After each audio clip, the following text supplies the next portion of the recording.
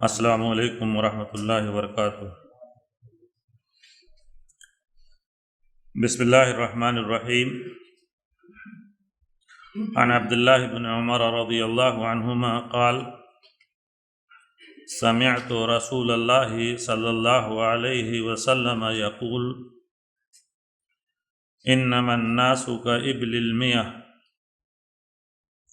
لا تكاد تجد فيها الراحلة رواہ البخاری۔ وفي رواية لمسلم عن طريق معمر الزهري تجدون الناس كإبل مئة لا يجد الرجل فيها الراحلة۔ ومعنى الحديث إن الناس كثير والمرضي منهم قليل۔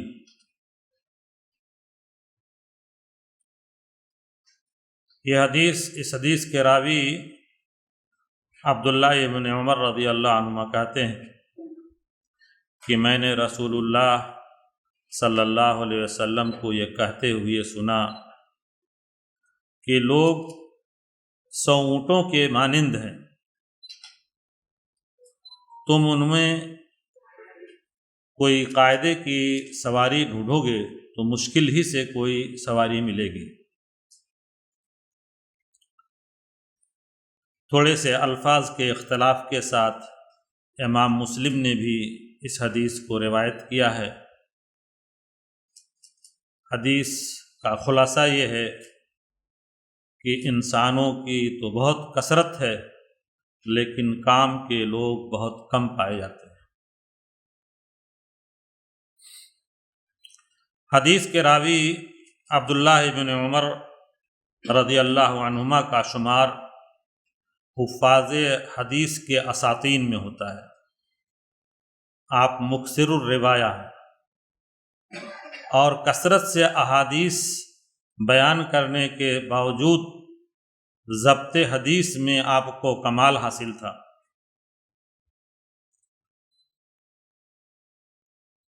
متن حدیث کو من وعن جیسے سنتے اسے بیان کر دیتے تھے۔ سیر اعلام النبلاء میں محمد ابن باقر کے حوالے سے یہ بات نقل کی گئی ہے کہ کان ابن عمر اذا سمع حدیثا من نبی صلی اللہ علیہ وسلم لا یزید ولا ینقص ولم یکن احد فی ذلک مثلہ۔ ابن عمر جب کوئی حدیث رسول خدا صلی اللہ علیہ وسلم سے سنتے تو اس میں اس کے بیان کرنے میں کچھ کمی اور زیادتی نہیں کرتے بلکہ اس کی روایت من و عن کرتے تھے، اور اس باب میں وہ اپنی مثال آپ تھے۔ متبع رسول، محب رسول، سن 2 ہجری میں سن 2 نبوی میں آپ کی ولادت ہوئی اور 73 ہجری میں آپ کی وفات ہوئی۔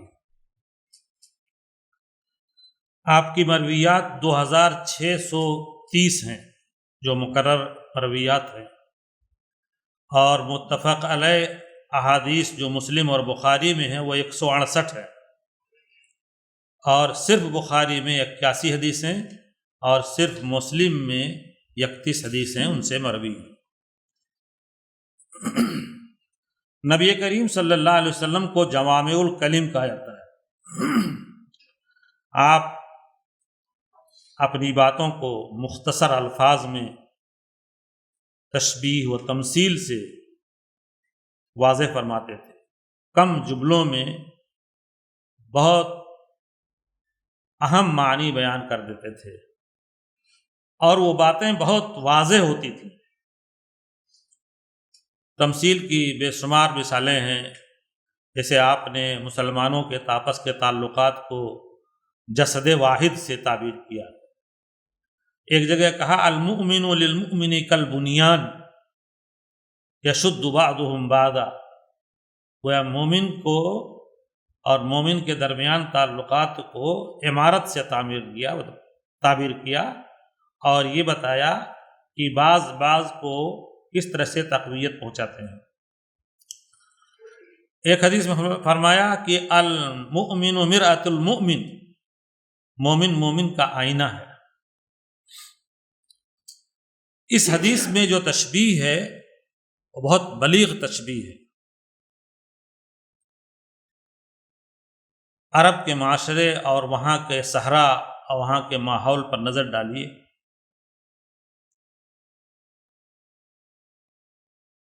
ان کی زندگی اونٹوں کے ساتھ ہوتی گزرتی تھی، اور اونٹ ہی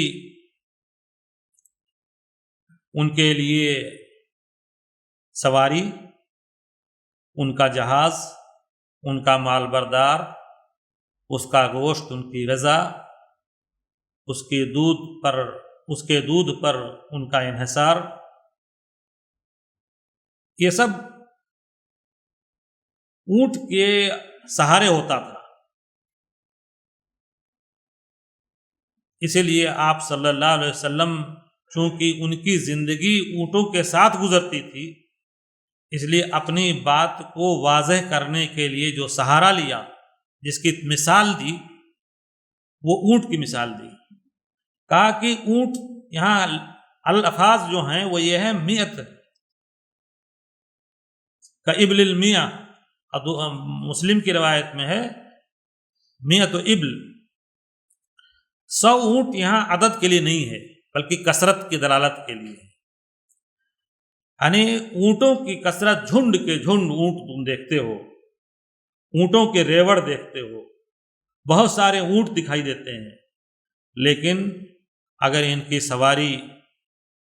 سواری کے لیے کوئی اونٹ تلاش کرو تو کوئی سدھایا ہوا اونٹ کم ہی ملے گا۔ تو یہ سارے اونٹ جو ہے گویا اس کے محتاج ہوتے ہیں کہ ان کو تربیت دی جائے اور ان کو سدھایا جائے، ان کو بنایا جائے۔ یہی مثال انسانوں کی دی کہ انسانوں کا انبوہ ہے، لاکھوں ہزاروں انسان دکھائی دیتے ہیں، ہر جگہ انسانوں کو دیکھیں گے تو بہت سارے آدمی ملتے ہیں، لیکن کسی علم و فن کے ماہر کو ڈھونڈیے، ادب و اخلاق میں اونچے لوگوں کو ڈھونڈیے، امانت و دیانت میں بہتر لوگوں کو ڈھونڈیے، تو کم ہی لوگ ملیں گے۔ قرآن نے کہا قلیل من عبادی الشکور۔ یہ کیفیت جو ہے یہ انسانوں کی بھی ہے۔ رسول اللہ صلی اللہ علیہ وسلم کی یہ کہنے کا یہ مطلب نہیں ہے کہ انسانوں میں سے اکثریت ناکارہ ہے، وہ کسی کام کے لائق نہیں ہے، بلکہ آپ صلی اللہ علیہ وسلم کے ارشاد کا مطلب یہ ہے کہ انسانوں کی تربیت سے انہیں کام کے لائق بنایا جا سکتا ہے۔ ان کے اندر جو صلاحیتیں چھپی ہوئی ہوتی ہیں، ان کے اندر جو قوتیں چھپی ہوئی ہوتی ہیں، ان کی تربیت سے، شخصیت سازی سے انہیں کام کے لائق بنایا جا سکتا ہے۔ محمد الرسول اللہ صلی اللہ علیہ وسلم جن کا مشن ہی انسانیت سازی تھی، انسانوں کو تعلیم و تربیت، آپ کا کام اور آپ کی بعثت کا مقصد بیان کیا گیا۔ هو الذی بعث فی الامیین رسولا منہم یتلو علیہم آیاتہ ویزکیہم ویعلمہم الکتاب والحکمہ وإن كانوا من قبل لفی ضلال مبین۔ آپ صلی اللہ علیہ وسلم نے صرف انسانیت سازی کا فلسفہ نہیں بیان کیا، اس کے خالی گر نہیں بیان کیے، بلکہ آپ صلی اللہ علیہ وسلم نے عملاً انسانیت سازی کر کے دکھایا۔ عرب کے بدو، تہذیب سے ناشنا، ادب و اخلاق سے عاری، جنگ و جدال کے خوگر، نشہ و شراب کے رسیا، انہیں انسانیت کی تربیت دے کر کے انسانیت کا رہنما بنا دیا، انہیں قیادت و سیادت کے منصب پر بٹھا دیا۔ اس کی ترجمانی حفیظ جالندھری نے کیا ہے۔ مسے خام کو جس نے کندن بنایا، کھرا اور کھوٹا الگ کر دکھایا، عرب جس پہ قرنوں سے تھا جہل چھایا، پلٹ دی بسک آنے میں اس کی کایا، رہا ڈر نبیڑے کو موج بلا کا، ادھر سے ادھر پھر گیا رخ ہوا کا۔ رسول اللہ صلی اللہ علیہ وسلم نے جن رواحل کو تیار کیا، جن اسٹارز کو بنایا، ان کی زندگیوں کو سنوارا، ذرا دیکھیے، ارحم امتی بامتی ابو بکر، اقواہم فی دین اللہ عمر، اصدقہم حیاء عثمان بن عفان، اقضاہم علی، افرضہم زید بن ثابت، اعلمہم بالحلال والحرام معاذ بن جبل، اقرأہم ابی بن کعب، امین هذه الامہ عبید بن جراح، ابو ہریرہ وعاء من العلم، خالد بن ولید سیف اللہ المسلول، بلال بن رباح مؤذن الرسول، ثابت بن قیس خطیب الرسول، حسان بن ثابت شاعر الرسول، زبیر بن عوام حواری الرسول، حمزہ بن عبد المطلب اسد اللہ و اسد الرسول، عبداللہ بن عباس حبر الامہ، حذیفہ بن یمان صاحب سر الرسول، زید بن ثابت کاتب الوحی، عبداللہ بن رواحہ سید الشعراء، زید بن حارثہ مولا الرسول، سعید بن زید اسد الیرموک، طفیل بن عمر الدوسی ذو النور، اور صحابہ کی بڑی تعداد جنہیں آپ صلی اللہ علیہ وسلم نے جن کی تربیت کی، وہ سارے کے سارے لوگ اپنی جگہ پر اپنے اخلاق، اپنے علم اور اپنے معیار پر اونچے رہے۔ حدیث کے الفاظ میں یہ اشارہ کرتے ہیں، یا حدیث کے الفاظ میں اس بات کی طرف اشارہ ہے کہ ان البشریہ فی حاجت الی اعداد الرواحل، کہ انسانیت جو ہے رواحل کی تیاری کی محتاج ہے۔ اس بات کا اظہار رسول اللہ صلی اللہ علیہ وسلم نے ان الفاظ میں کیا، کل مولود یولد علی الفطرہ فابواہ یہودانہ او یمجسانہ او ینصرانہ۔ محترم بھائیوں، علماء کرام، شخصیت سازی، پرسنالٹی ڈیولپمنٹ، انسانوں کو بنانا، ان کی تعلیم و تربیت، یہ نبوی کام ہے، انبیائی کام ہے، پیغمبرانہ مشن ہے۔ لیکن انبیاء کے مشن کے حامل علماء ہیں، العلماء ورثۃ الانبیاء، علماء انبیاء کے وارث ہیں، اس لیے یہ ذمہ داری ان پر عائد ہوتی ہے، اور یہ ذمہ داری دوہری ہے، خود انہیں اپنی شخصیت بھی بنانی ہے اور شخصیت سازی کے لیے مرجع بھی بننا ہے۔ یہ مرجعیت اور شخصیت کا یہ مقام، ہمیں اپنی شخصیت کو اس درجے تک اٹھانا ہے کہ ہم جہاں بھی ہوں وہاں پر مرجع بن جائیں، علم و فکر میں، تقویٰ و للہیت میں، امانت و دیانت میں، اخلاق و کردار میں، دعوت و ارشاد میں، خیرخواہی میں، انسانیت کی خدمت میں، ان تمام چیزوں میں ہمیں مرجع بننا ہے۔ یہ بات ضرور ہے کہ ہم میں سے ہر عالم ایک سطح کا نہیں ہے اور نہ ایک سطح کا ہو سکتا ہے، ان کی صلاحیتیں متفاوت ہیں، تو ان تمام لوگوں کو اس متفاوت صلاحیتوں کے ساتھ کوئی علم میں مرجع بن سکتا ہے، کوئی اخلاق میں مرجع بن سکتا ہے، کوئی امانت و دیانت میں مرجع بن سکتا ہے، الگ الگ جہتوں میں ہم مرجع بن سکتے ہیں۔ جہاں پر بھی مقام، جس مقام پر ہوں، ہم مرجع بن سکتے ہیں۔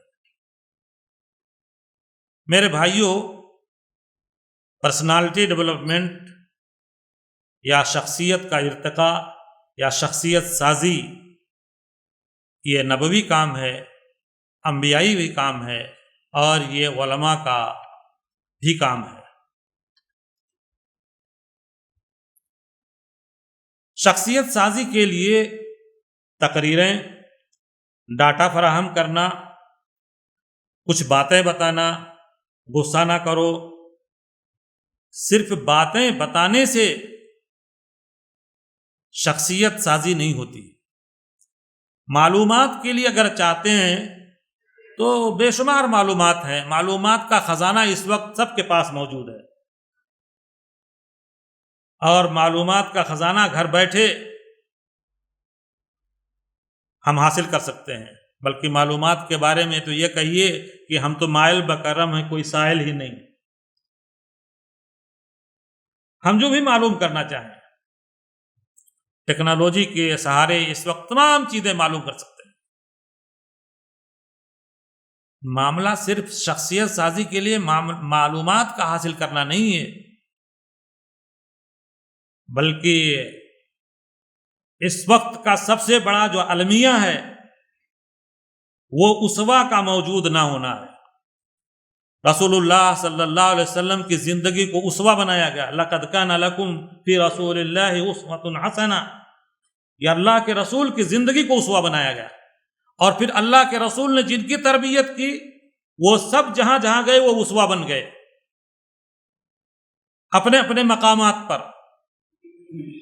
تو شخصیت سازی کے لیے محض معلومات دے دینا یا معلومات ٹرانسفر کر دینا، معلومات کو پہنچا دینا، شخصیت سازی کا یہ بھی معاون چیزیں ہیں، لیکن محض اس سے کام نہیں بنے گا۔ چراغ سے چراغ جلیں گے، کردار جب تک نہ ہو۔ ہم غصہ کرنے کے بارے میں بتا دیں کہ غصہ اگر آئے تو یہ کرنا چاہیے، لیکن عملاً ہماری زندگی اس سے خالی ہو۔ ہم بتائیں اخلاق و کردار کی یہ مواصفات ہیں، لیکن ہماری زندگی اس سے عاری ہو۔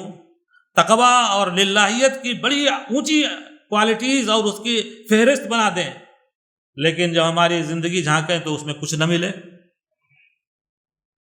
تو میرے دوستو، یہ اصلاً کام جو ہے وہ یہ ہے کہ شخصیت سازی میں کہ ہم خود اسوہ بنیں، اور یہ ہم لوگ تحریک اسلامی کے علماء کرام ہیں، یہ عام علماء نہیں ہیں جنہوں نے اپنی زندگیوں کے بارے میں یہ فیصلہ کر لیا ہے کہ ہمیں دین کی اقامت کے لیے، دین کے فروغ کے لیے ہمیں اپنی زندگیاں لگانی ہے، اپنی صلاحیتوں کو لگانا ہے، اپنے آپ کو وقف کرنا ہے۔ تو جن لوگوں نے اس چیز کو طے کیا ہے، ایک طرف تو انبیاء کے وارث ہونے کے ناطے، دوسرے تحریک سے وابستگی ہونے کے ناطے ہم پر یہ ضروری ہے کہ ہم اپنی جگہ اور اپنے مقام پر مرجع اور اسوہ بننے کی کوشش کریں۔ اگر اس کیمپ سے یہ جذبہ ہم کو مل جائے، اگر اس کیمپ سے ہم کو یہ سبق مل جائے، تو میرا خیال ہے کہ کیمپ کا حاصل ہو جائے گا کہ ہم یہاں سے طے کر کے جائیں کہ جب ہم اپنے مقام پر پہنچیں گے تو نماز میں ہم اسوہ ہوں گے، اخلاق و کردار میں اسوہ ہوں گے، انسانوں کی خدمت میں اسوہ ہوں گے، لوگوں کے مسائل کو حل کرنے میں اسوہ ہوں گے۔ لوگ ہماری طرف رجوع کریں گے، ہم مرجع بنیں گے۔ تحریک اسلامی کے ابتدائی لوگوں نے جب اس تحریک میں شمولیت اختیار کی تھی تو ایک ایک جگہ ایک ایک فرد مرجع بن گیا تھا۔ کوئی انعام الرحمن صاحب تھے بھوپال میں مرجع بنے، سید حسنین صاحب تھے بہار میں مرجع بنے، اور یعقوب گھولائی تھے بنگال میں بنے، اور کیسی اور ٹیکی مولوی عبداللہ تھے، یہ دونوں وہاں مرجع بنے۔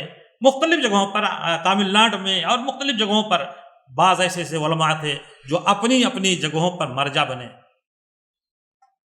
حدیث میں جو بات کہی گئی ہے وہ یہ بات کہی گئی ہے کہ عام انسانوں کی یہی کیفیت ہے، لیکن ہم علماء کرام کا کام ہے کہ عام انسانوں میں سے لوگوں کو چن چن کر کے ہم مرجع بنیں، اپنی شخصیت کو نمونہ بنائیں، اور ایک ایک آدمی کو چن کر کے اس تحریک کی راہ میں لگائیں۔